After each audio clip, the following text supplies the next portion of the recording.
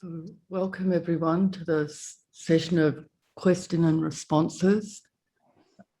To my morning, Ajahn Sucitto's evening, and wherever you are within that span of time. So we've looked at the questions, and we can't answer everything, of course, but we've pulled out a few focuses, a few questions that seem to have relevance to most of us that are practicing. So hopefully it's helpful and supports your own inquiry. So the first of the questions we thought to pick up on was, does it also help to breathe into tanha to mitigate its grip? Wanting, wanting, wanting is a nuisance. Thank you. So Ajahn, what's your way of responding to this energy of tanha? Well, yeah, like that's the pivot of Buddhist practice. It only takes about 15 years and keeps going. Yeah. So clearly there are objects that we crave which don't satisfy us. So you begin to get the message of tanha, like this is not working, Maybe I got the wrong objects. You try a few more things. No, it's the wrong strategy. What's happening? I want happy. I want to feel good. I want. That is suffering. That stress of reaching out is already suffering and stress. So how does it undo? Well, you feel that there's a gripping that occurs. So tanha is the arousal of could get, and then clank, you get the grip of upadana, holding on. So you feel a contraction of the heart around what you're craving. Don't necessarily notice it at first because there's a lot of movement in that as the object changes, and your tanha is pretty mobile, but it's a clench around that, and that's why you got to kind of deal with it really on several levels. Psychological level, this is not doing me any good, it doesn't work, right? And then maybe let's just put aside sense objects, but then craving goes to other things, craving for possession, craving for psychological power, status, security, everything. It's always this pull something in to keep me, hold me up, fill me up. So wow, is it so empty in here? So you start, part of the strategy is just filling yourself up with some good stuff, like metta, self-respect, breathing in and breathing out. So that helps to allay the clutch of craving. And then the very grip itself is upadana, is softened through both through just this process of, if you open up, you'll get what you want. If you open up, you'll get what you want. You'll get that nice warm flow that you thought was in that and in that and in that. You'll get it. You've got to open up. And that's a bit difficult sometimes, because you got knotted. So a bit of that breathing and encouragement all helps. Breath energy, because breath energy, if you clutch it, you've lost it. You're no longer an energetic, you've gone into a seizure. So to really, that's why breathing is by itself, it's a powerful remedy, because you can't really attend to it through grasping. You can't grasp water.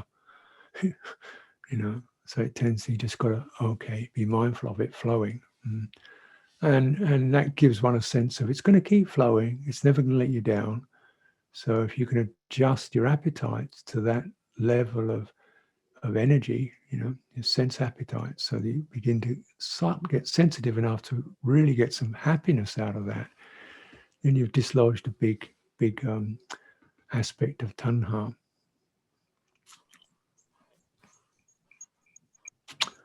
That's what I say in brief. It takes a bit of doing, but that's what I say in brief. And yourself, Willa? Yeah, very much like you, Ajahn. And, in the sense, really being able to really recognize the energy of it, like in this question, that kind of wanting, it's a kind of, it's a movement to lean out on something else. And so, as you're saying, one of the really helpful things is to get so that we're actually able to be self-supporting. Well, there isn't a self, but energetically we're here. It's not like we're some kind of starving thing needing filling up. And sometimes, particularly at the beginning of a time of practice, I'm really aware of the different kinds of food the system seeks. So clearly there's the hunger of physical food, but there's this tremendous hunger for sense contact that needs to be understood, and the kind of hunger to do. Yeah. And for me, sometimes it's just recognizing that's enough to let it relax. There's been here there's much to do, garden stuff, things coming down the line, but to keep even in that the doing, to be not doing it from that kind of anxiety that tanha can have. So as we live our lives, to be keeping relaxing. Yeah, there's this to do, that to do, because here we are alive with bodies, yeah, and so there are certain responsibilities with that, but not to be living from that energetic of the kind of poverty energetic. Yeah, actually this moment is enough. I do what I can and take nourishment from that simplicity of focus in a way. We live generously, we live well, and we just let some of these energies quieten. Because the tricky thing is, if you feed them, they just start getting more and more unwieldy. So you just, oh. And many of us have to spend a lot of, with work, time on screen, time answering things. So the whole mind is used to having to cope with a lot of sensory input. And what's it like when you sit down and all that external quietness. There can still be that movement to lean out. And we just are really compassionate and kind with that. Oh, you can just rest here. Just rest back, let the whole thing go. And so that's why regular practice becomes so important, that we actually are really constantly attuning to what it feels like to come out of that agitation. Otherwise, And we there's something to rest into. Also. Yeah, That's why the breathing is good, yeah. absolutely. Mm-hmm. So that's what I would say. So, we can do it on the cushion, but it's about really noticing this energy in our life and not believing it. Yeah. Actually, here we are, with alive, blessed, and to really connect with that. Yeah. And it's a whole, of course, it's really where the work is in practice, to understand this kind of energy that comes from delusion of separation. That there is anything out there I can get. Wow. So to see that. We can keep coming back to it in terms of practice over the retreat. It's so fundamental, this dynamic, isn't it? Yeah, and I think it's also important to not feel guilty about it, like, you're a nasty, grubby person because you got some tanha, like, we got a whole kind of guilt thing ready to fire on anything that seems less than utter spotless purity. We run a guilt trip on it, and it just doesn't do any good. It's just been actually pragmatic. That's the way it is. So, let's get onto it. Let's stop banging about, wailing about ourselves and beating ourselves up around it. get on with it. And I think there's room for transformation from this craving into actually chanda is like a certain energy, that motivation, like, well, turn it from pulling stuff in to maybe I could put some stuff out, so you're still using that energy, but you're turning it the other way, sending out things, so that helps to just, if the mind still isn't able to kind of get really restful, then you try to use your energy in a way whereby it's skillful motivation to do and to serve and to help, rather than to suck things in. Yeah, absolutely. And it feels almost like it's a stage in our development as human beings, isn't it? That there's a time when we're taking in nourishment, and then there's a time when actually the gesture is one of compassion, bestowing, taking care of. Mm-hmm. And it has a very different energy, doesn't it? Mm-hmm. Mm-hmm. So, yeah. So maybe we move on, and the next question that we thought to attend to is really about, and I won't read the whole thing, but really about states of calm and how to navigate them. Yeah. Is it, are they helpful or unhelpful? And so this person says often when they're in seated meditation, they experience a state of blankness or not knowing. Yeah. So they're not asleep. Yeah. But they're unaware of what has happened.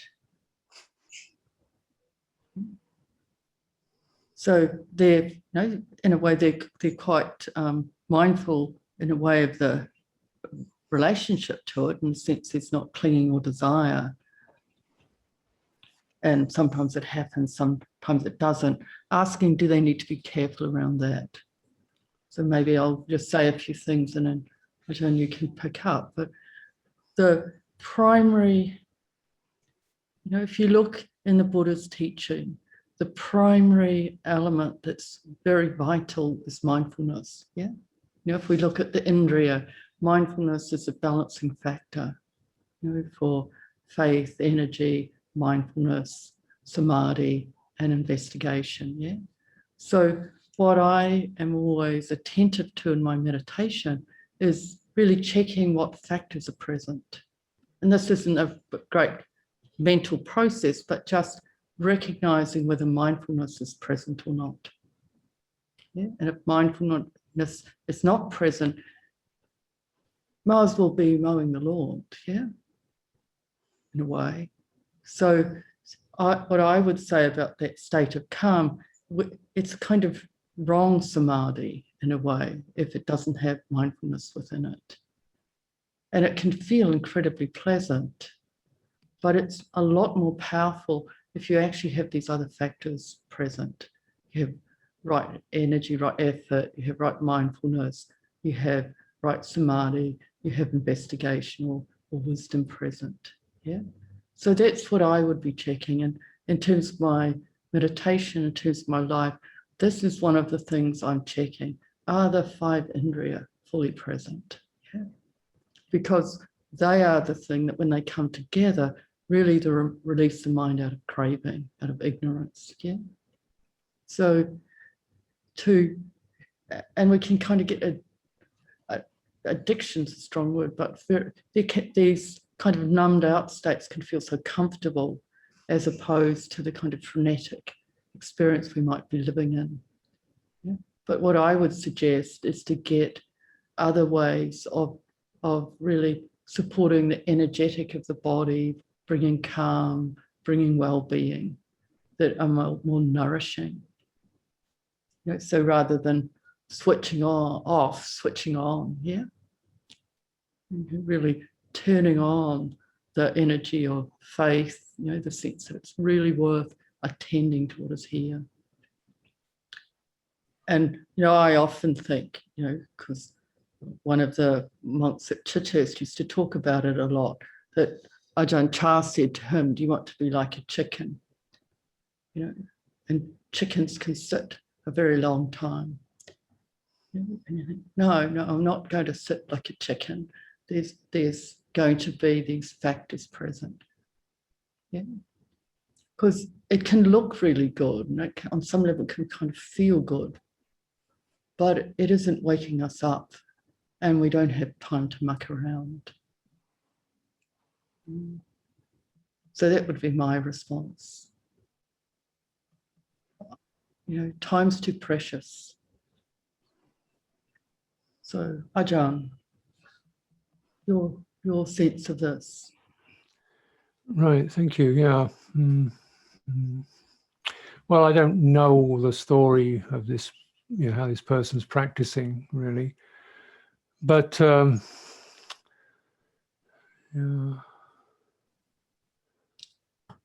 You see, calming the mind is really rather later in practice. You know, the first thing we do, we soothe the body. So you're always coming through this body experience to keep the chitta tethered to the body so it doesn't just drift off, because there's a lot of places the chitta can go.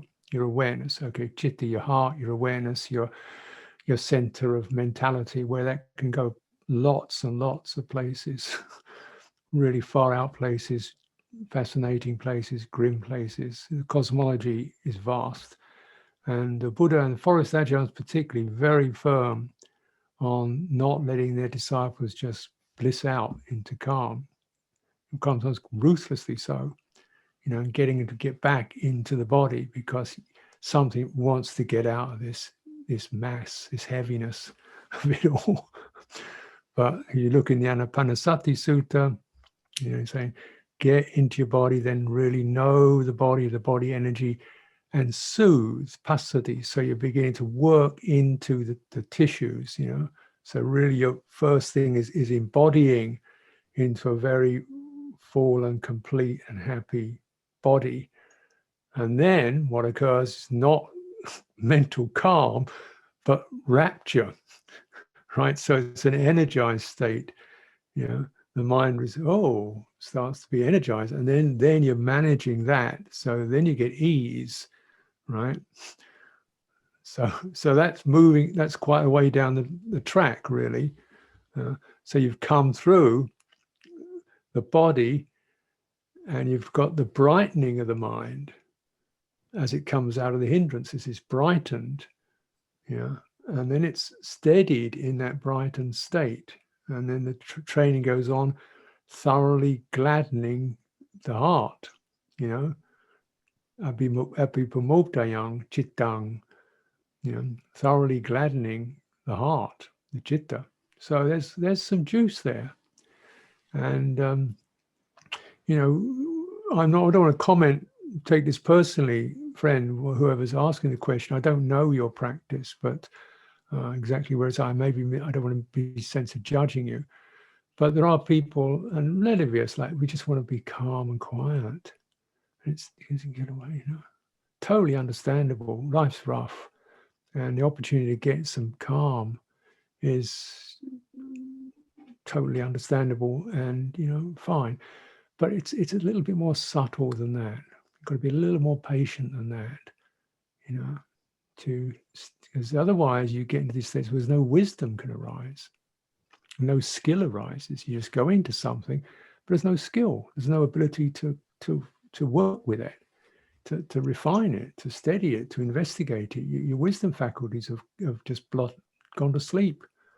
It's called stump samadhi, they call it, forest tradition. So, you know, when their disciples would go off on this, it's okay, you just got to do walking meditation and contemplate hair of the head, hair of the body, bones, nails, teeth, skin. You know, get there. I mean, it's that kind of thing. So, you know, I know myself in certainly in living in monasteries, this calm thing, people just kind of, you know, they kind of certain lack of precision, lack of real finesse in it. So be careful of that. Withdraw from that, and if you're in that, withdraw from it, and just start saying, do you have a body? Let's just feel the feet, the knees. It sounds stupid, but get there, and then begin to generate goodwill and directing breathing energy into the physicality of the body, and then you've withdrawn, but you're on the right track, and that track will take you to a calm in a more fruitful way, in a way where you bring your skills with you. Thank you. Yes, it really is a case of bringing the skills we've cultivated into the meditation, isn't it? Yeah. Okay. So maybe we keep moving on, as there are a lot of questions coming through. So this one, Ajahn, can you run through a scenario on treating a recent cancer diagnosis with love and how that might work? So many approaches to cancer set it up as a war. I do not wish to do that. Indeed. Fighting cancer. Yeah. A friend of mine who had terminal cancer, so he passed away of it, and he used to talk about it, and he said he didn't want to miss the occasion that the cancer had given him. He wanted to show up for the occasion that cancer had given him. And his was terminal, and he knew it was terminal. And he said, I want to show up for that. And I said, if I hadn't trained in this training, I wouldn't have been able to show up for it. I always want to get rid of it somehow. And he showed up for it, which meant, my life is fragile, my life is precious, I am grateful. My life has been a gift, I am grateful. We have to go sometime, let go of the regrets, so forth. So, showing up and using cancer as a teacher, as something to reflect from. Now, this person who's asking the question, I hope it's not terminal, but of course life is terminal.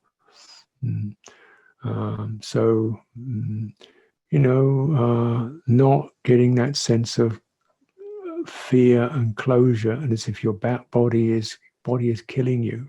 You mustn't be at war with your body and have that feeling of the body has somehow let you down, or why is this happening to me? I don't deserve it. I shouldn't be this way. Those negative energies can't do your body any good, certainly can't do your heart any good.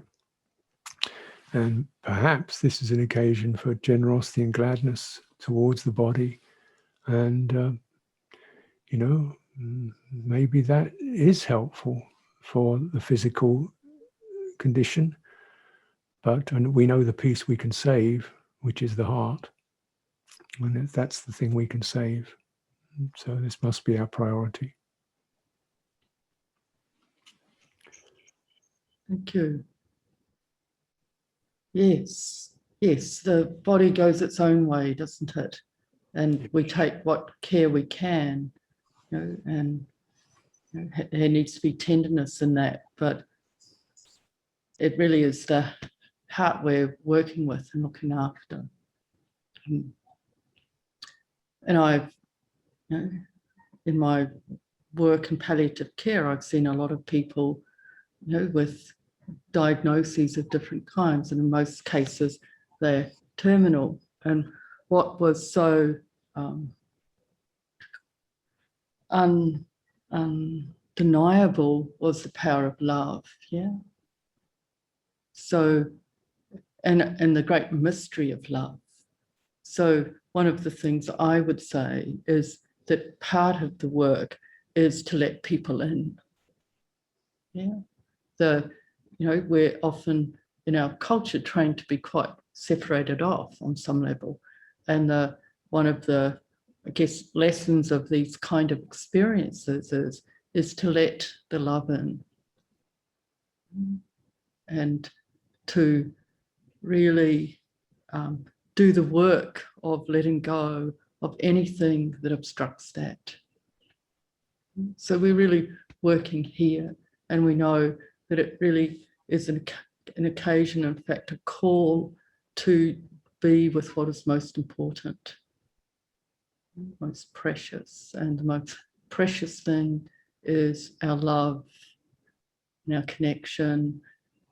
And what, working with families, working with people, what I really see is that whether someone, lives, dies, whatever happens, that coming into compassionate relationship is so powerful and transformative here, there, across the whole experience of life. So that would be my thing, is make sure you're letting others, letting life, letting the natural world in as a support, and part of you actually blessing it.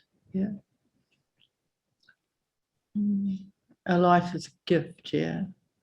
And we keep, in a way, giving our life energy until we don't have it. Yeah.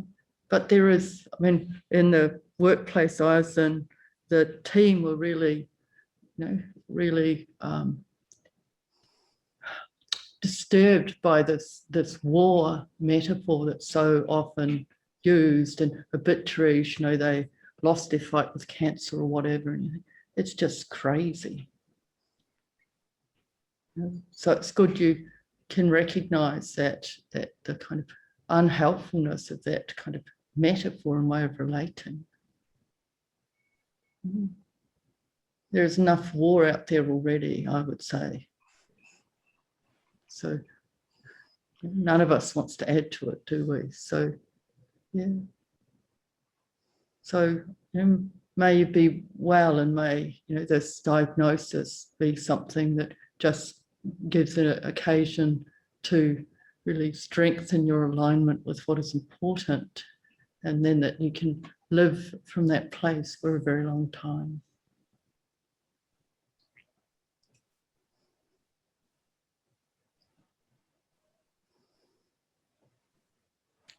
So, yeah.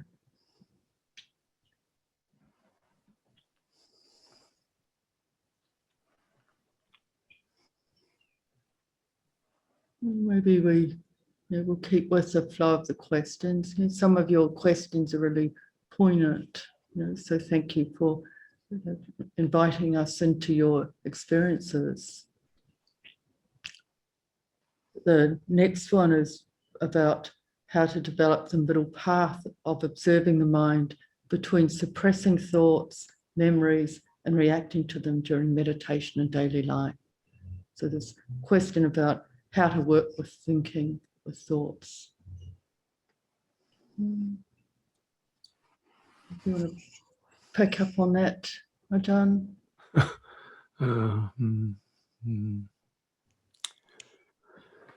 Yeah. Well,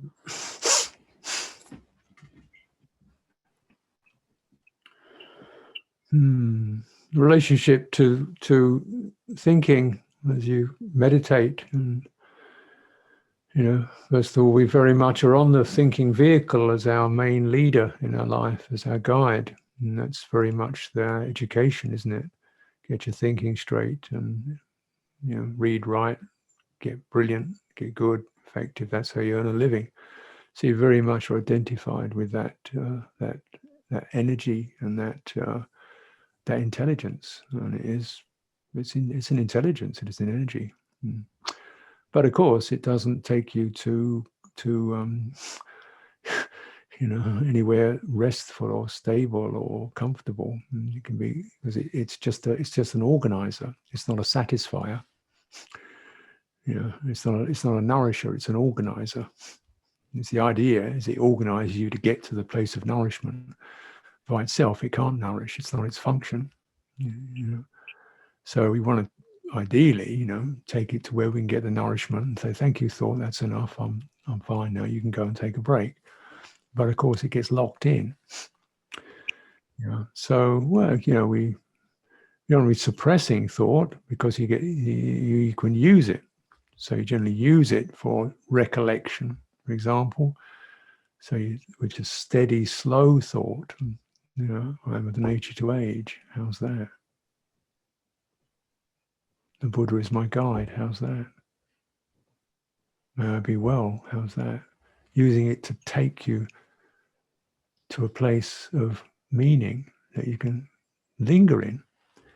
Lingering in. Thought doesn't linger. Take it to a place and try to linger in it.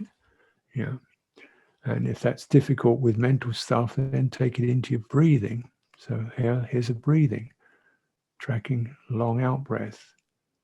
I can think long out breath in about a quarter of a second. Long out breath. Done. Next. But to actually long out breath, out breath, out breath, out breath, out breath, out breath. Then eventually the breath says, okay, thank you thinking, I've got it. I can do it myself now. And your thinking just gets lighter and lighter and lighter because you're replacing the guiding vehicle of thought with the guiding vehicle of the breath.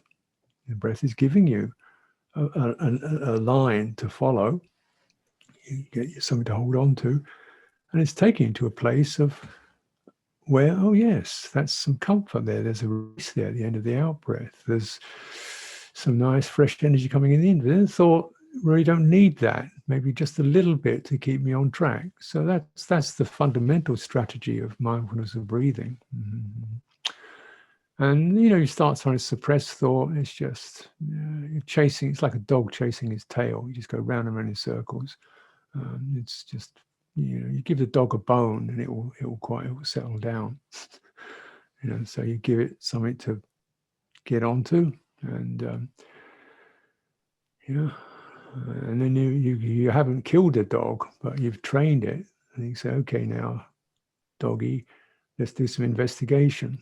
How's this? How's that? And then you've trained it. You haven't put an antagonistic relationship to it. Say, okay, how does that feel? How's that feel? What's happening with that mood? So you haven't, throttled it, but you've mollified it and trained it, and you can turn it, and then it becomes a vehicle for insight. Insight develops out of the trained thoughtfulness. It's the ability to investigate, and how's this? How does this cause suffering and stress or not? Is it skillful or unskillful? What's that feel like? What's that mood feel like? Where did that, So this is trained thoughtfulness, where the actual verbal process aspect of thought is quite minimal. The listening aspect of it increases. So vitakka is the verbal aspect, like so breath, and then vichara is the how's that? So to drain thought, you use the vitakka to point to something, and the vichara takes it in. How's that? How's that? How's that? How's that? There's a finger. How's that? Soft, warm, spongy, tickly. So you develop the vichara. So you lessen the vitakka. You lessen the verbal naming, and you increase the listening.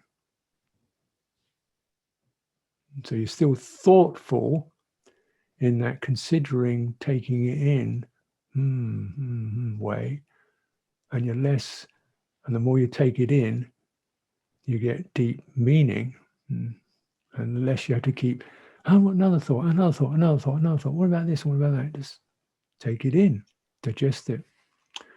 This is the way you train your thinking mind. That's my recommendation. So it's neither suppression, it's certainly not suppression. It's restraint and training. It's required. Then you think, and then of course your awareness steps back from that. Just supervising the thought process. It's not a person. It's just a mechanism that can be used. Any thoughts, Willa? Well, yeah, because then this is often where you could be working if until really the energies settle. People can end up just in the kind of in the momentum of thinking. So it's to use that capacity we have to think, to, as you say, to actually be able to point at what is helpful and develop the receptivity of the mind. And thinking, I often come into the kind of ways the Buddha talked about working with it, because of course they were thinking then as well. And he had a beautiful sutta, the Vitakasantana Sutta in the Majjhima, which talks about the 5 ways. Yeah. And one is simply, in a way, letting the attention shift to what is more helpful. So it's not suppressing, it's recognizing, this is not helpful, let's use something helpful. And as Ajahn Sucitto is saying, the breath, body, these are actually things that bring nourishment and balance, and they're helpful to redirect the attention to actually into what's here, rather than this kind of spin. The other aspect of that, which Ajahn was saying, but I'd say can say point maybe in a slightly different way, is that sense of there's the thinking, but it's to come under it and to really come into the energetic out of which thought is arising. Yeah. And I find that for me immediately, boom, it's gone. So it's not suppression, it's this opening, but opening at a more deep level. Yeah, cool. And as I was saying yesterday, my energetic is such that, worry, that little tremble will often be underneath any kind of thought. And so come under, there's that energetic. And I know, there's still this kind of habit of worry that needs attention, needs a breath coming through it. And it's lucky to have that as the primary tremble in a way, because the medicine for that is definitely the breath. The kind of soothing, relaxing, the well-being it generates, sense of, hey, it's okay. That the breath comes with it, love, life, okayness, yeah? So that's what I would say is when we come under, we know what medicine is needed. In a way, thought's just a fluff coming out of deeper places. Okay. Just to, excuse me, Willa, there was a request that these, some of these, some citations be mentioned. So that Vitakasantana Sutta, which Willa mentioned, is Majjhima Nikaya 20, if you want to look it up. And if you're in that area, look at Majjhima Nikaya 19, the 2 kinds of thought, the twofold thought. Yeah. So it gives you a kind of a classical presentation. The Vitakasantana Sutta is very interesting. It gives you 5 distinct different methods of reining in thought. With incredible metaphors. Yeah. That really make sense here. And you go, oh, yeah. Yeah. Mm-hmm. So good. Yeah. Thank you, Ajahn, because if you can, I find it really helpful to take myself back to some of the suttas themselves, and you go, partly because they're so beautiful. Yeah. And that can also be lovely. You sit here and you're connected really with the word of the Buddha, the beauty, the fact that, he offered even ways of working with thought out of compassion. Yeah. Once again, we're not on a self-improvement plan. We're just trying to allay the dukkha here. So, should we keep moving here with these? Just to add a footnote, it's so significant because the way your thought operates is often the way you speak. So even training oneself to speak in a rather than, you know, rather with this sense of listening to yourself, and is that right? And so it's a whole cultivation, the verbalizing process. So it's the footnote. Thank you. After more than 20 years of practice, I'm encountering doubt for the first time. I sometimes feel disorientated, as if I've forgotten how practice worked all those years, those early years. My response is just to keep practicing and trust in the process, but I would welcome any perspective you can offer. So, doubt. What do you think, Ajahn?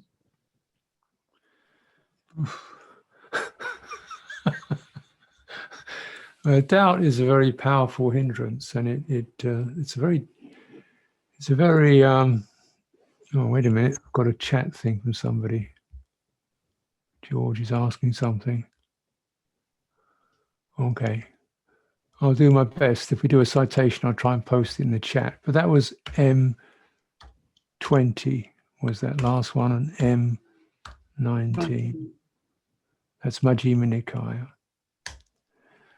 Okay, thank you. Yeah. So doubt is disorientation. Exactly. It's not about an absence of thought. It's sometimes your thoughts can't find a place to settle down. It's a loss of orientation, as the person mentions. Where's the ground? And it's a dangerous one, because it can corrode one's faith, one's sense of purpose and aspiration, and, you know, confidence. And I don't know where you've been for 20 years, friend, but most of us start with some, okay, do this, do that, do this, do that. You know, as you practice, do this, do that, do this, do that. You know, you're very much, this is what I was doing, you know, do this, do that. Similar technique, focus on this, focus on that. And then you know, quite like that. And I call it the practice of lines. It's very linear. You've got a definite sense of structures you go through, and it's quite, you know, rationally conceivable.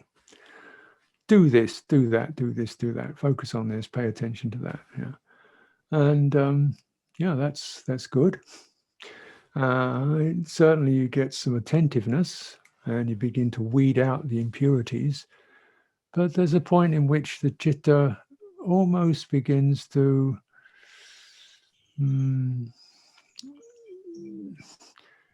see the drawbacks in that kind of clarity, because actually life isn't lines. It's not that clear. Life is flushes and movements and energies and suggestivities and passions and confusions. These are not, they're not linear. They don't occur in clock time. They're not things you do, they're things that happen.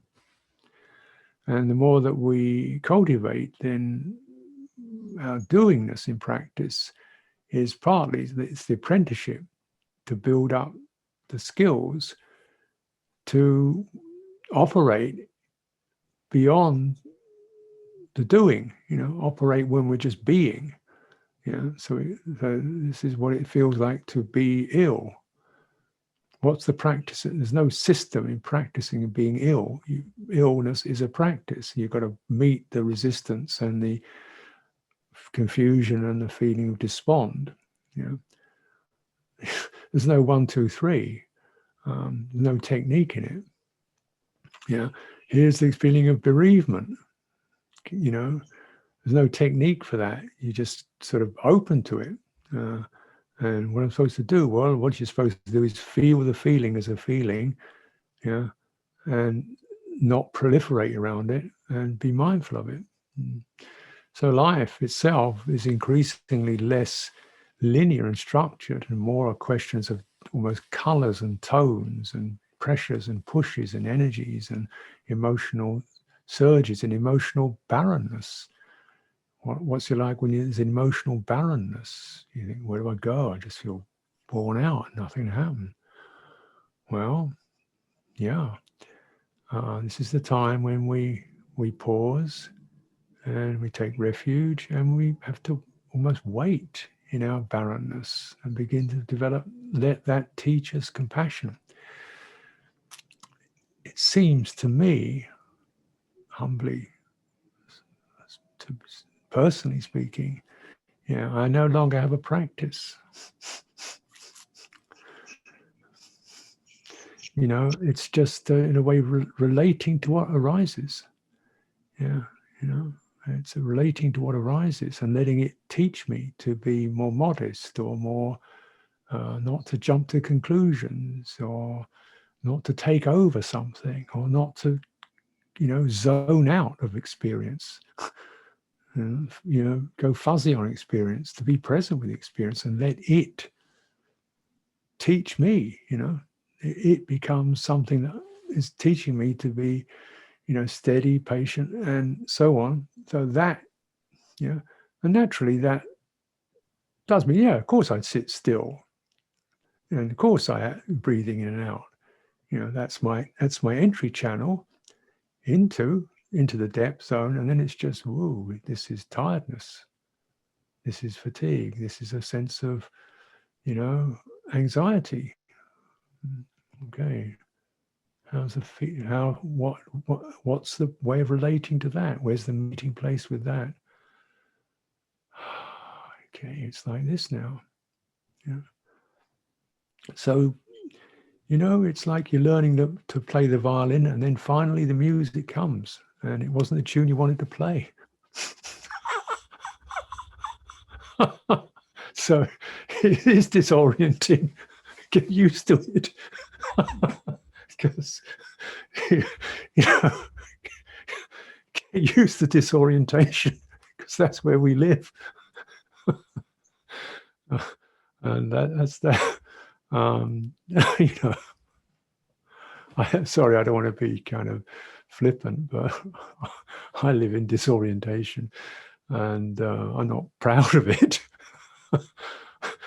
But I try to, you know, meet what arises even when I sit and meditate, and then stuff begins to let me go. It doesn't implode. It starts to say, okay, you know, you're not fighting, you're not struggling, you're not proliferating. We'll let you go. And you move to the next thing that arises. And I have no doubt in that, because doubt arises from thinking. You know, when you're trying to measure things, there's a right, you know, you can measure things as this or that or this or that, but some things you can't really measure like that. So you don't have doubt, because it's what happens. There's no doubt about that. And it's just looking it straight in the eye, you know, instead of, well, where's the clarity? Where's the clarity? Look at it straight in the eye. Look at the fog from the heart and the resistance to it. Yeah, and it begins to let you through. It begins to let you through once you've met it. That's my biography. Yeah, it is a kind of biography, isn't it, Bante? Because it's something that in a way practices these processes in it. And there are times when, yeah, we really know what we're doing, and other times when actually, yeah. And one thing, you know, that reading it, hearing it really made me think of, you know, even when we take the refuges, take the precepts, we affirm the refuges. In a way, you could say the sense of taking refuge is the ground out of which practice can arise. Yeah. So really coming back to that sense of, you know, there is this capacity to awaken, you know, there is this practice path, you know, there is this teaching, there is this community. Yeah.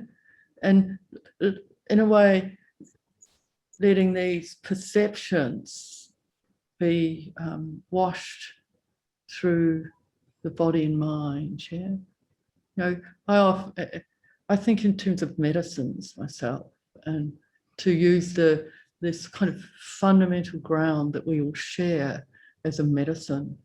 And I was thinking, after 20 years, now what's been happening? And here we are, apart from in New Zealand, most of you have been in your separate little boxes.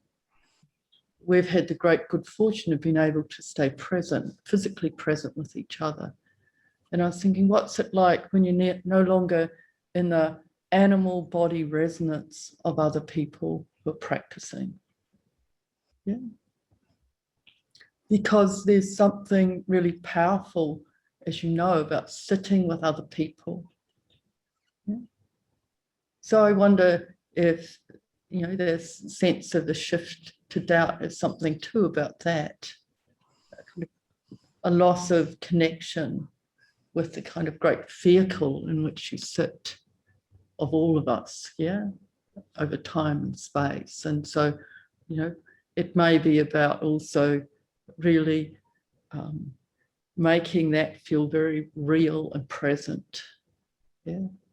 So it's again this refuge and community of practice in your own capacity to awaken. Before Ajahn Sucitto and I met, we met briefly just before this, just to see where things are up to. And we were kind of laughing about what monasteries allow in terms of doubt. Yeah. And because you're in a simple space with kind of natural space, certainly at Chithurst, there's a lot of disintegration you can allow. You just know you have to put your sitting cloth down, you have to do this, you have to do that. And there's some great benefit in allowing times where things are so simple that you can let the kind of unwinding happen. As Ajahn Sucitto says, coming out of the kind of lines of practice and let something else emerge that is really is unshakable in its determination and recognition that we just need to meet what is here. This is all we're doing, yeah? And it doesn't have to look any kind of way at all. So maybe having something a place, a time where there's that opportunity to really just relax into the natural world, into simplicity, and let something just realign itself a little. It seems to be part of the movement of practice, yeah? This movement out of lines, out of form. So, yeah. Yeah, exactly. We kiss the frog of our chaos.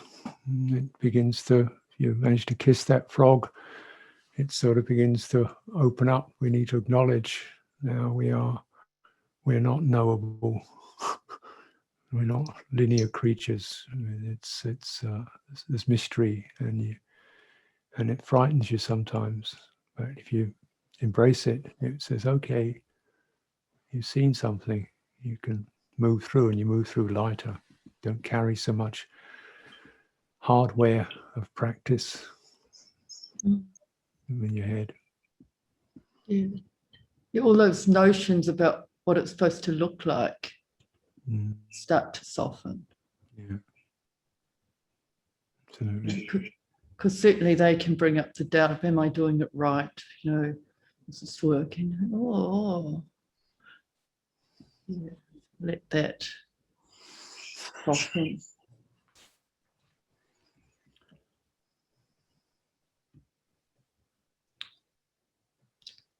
So we've got 5 minutes, maybe. Just thinking, there are big questions here, so maybe we can pick up a big question lightly, yeah? When I feel unhappiness in my heart, my mind says, I don't like this feeling, I want happiness. I stayed with unhappiness and tried to understand the thought, desire, attachment behind my feeling, but I couldn't. It was a feeling of sadness. I accepted it knowing it is karma. My mind is always looking for a way to change, a technique to have happy feelings running through my body. I accept the sadness, sadness and bottled up frustration. Is this approach the Dhamma approach for a seeker of liberation to know the truth? Is this correct?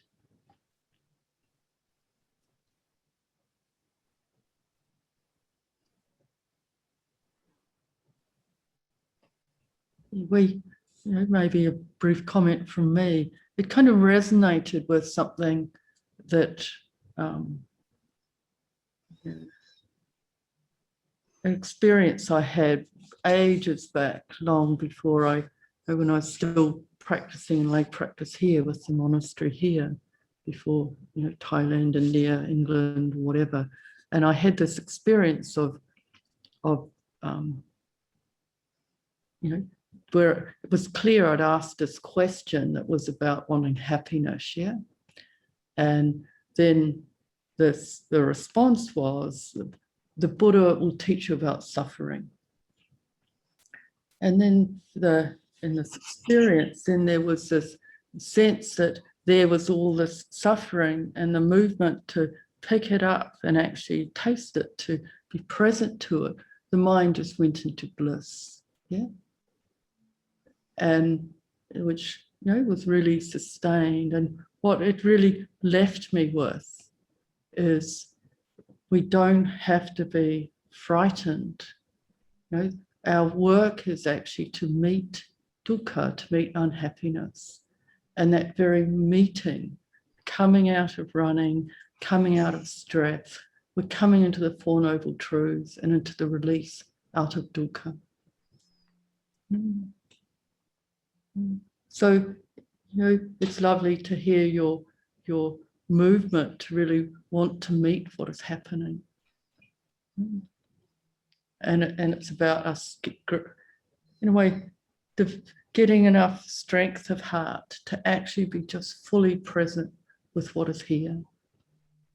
No panicking, no wanting it otherwise.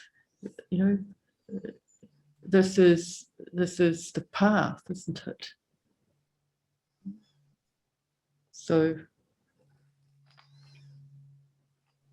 So acceptance, I would just make sure in that it wasn't had no resignation in it, no negativity in it, no, a kind of just have to put up with it. Rather that there's a sense of the heart being fully willing. Once again, the qualities of love is essential. We really love what is here, whatever it is, whatever form it's taken. So, a brief little answer there. Anything from your part, Ajahn? Well, it's happiness is like love. It's a word in which many things can be packed into that. And sometimes the Buddha says, I teach pleasure.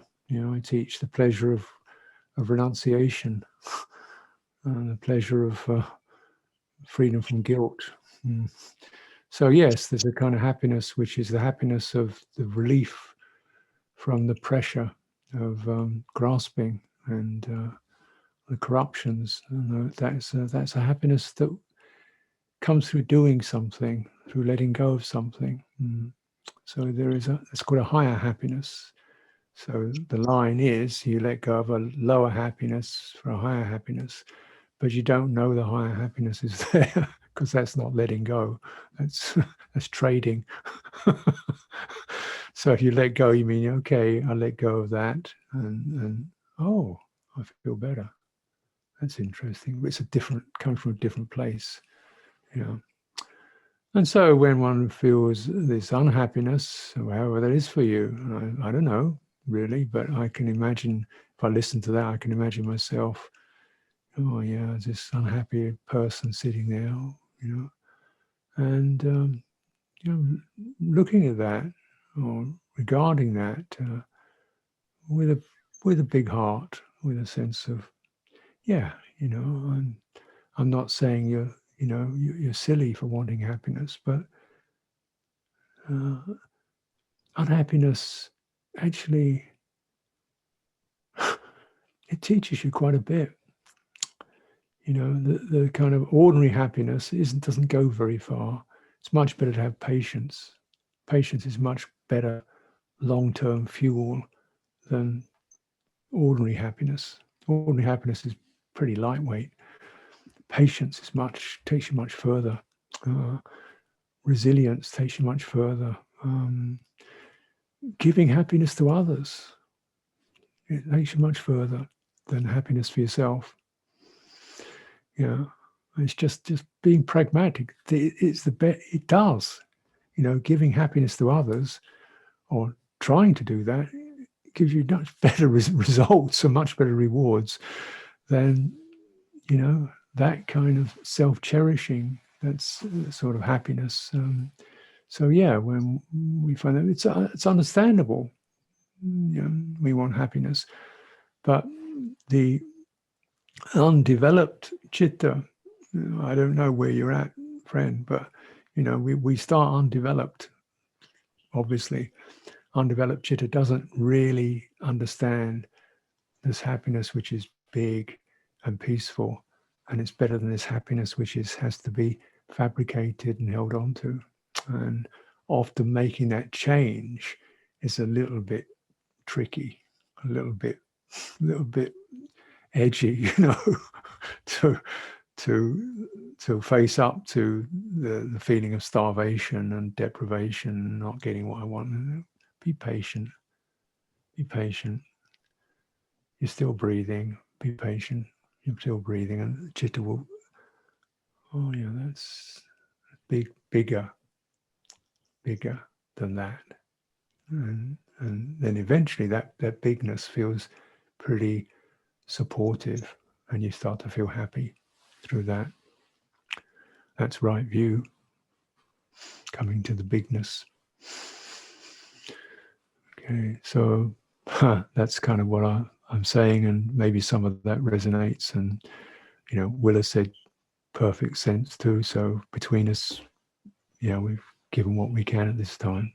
So thank you all, and thank you all for your questions and presenting yourselves. Being courageous and presenting yourselves in your depth, in your intimacies. And it's lovely to be in dialogue with people who are showing up to tell the truth. Tell the truth.